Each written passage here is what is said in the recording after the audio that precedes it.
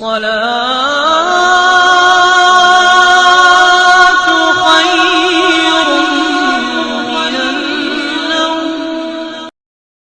ملت کے نوجوانوں، امید کرتا ہوں کہ آپ لوگ بخیر ہوں گے۔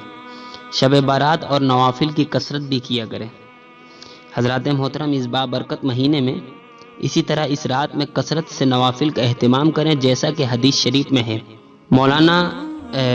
مولا علی کرم اللہ تعالی وجہ الکریم سے روایت ہے کہ نبی کریم صلی اللہ تعالی علیہ وسلم نے ارشاد فرمایا، جب شعبان کی 15ویں رات آ جائے تو اس رات کو قیام کرو اور دن میں روزہ رکھو کہ رب تبارک و تعالی غروب آفتاب سے آسمان دنیا پر خاص تجلی فرماتا ہے کہ ہے کوئی بخشش چاہنے والا کہ اسے بخش دوں، ہے کوئی روزی طلب کرنے والا کہ اسے روزی دوں، ہے کوئی مبتلا کہ اسے عافیت دوں، ہے کوئی ایسا اور یہ اس وقت تک فرماتا ہے کہ فجر طلوع ہو جائے۔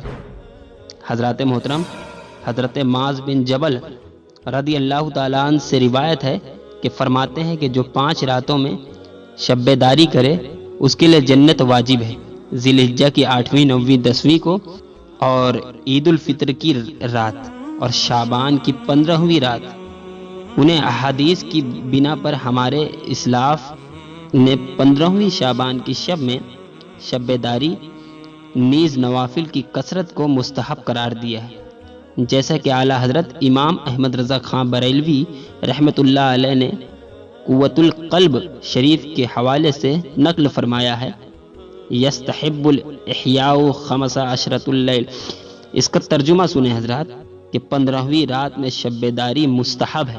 حضرات محترم، اعلیٰ حضرت امام احمد رضا خان فاضل بریلی رضی اللہ تعالیٰ عنہ نے بھی شعبان کے متعلق بہت ہی اہم بات بیان فرمائی ہے کہ 15ویں رات میں شب داری کرنا یہ مستحب ہے۔ اللہ کی بارگاہ میں دعا ہے کہ مولا ہمیں اس رات میں اللہ رب العزت کی خاص تجلی سے مالا مال فرمائے اور ہمارے گناہوں کو معاف عطا فرمائے۔ استغفر اللہ ربی من کل ذنب واتوب الیہ۔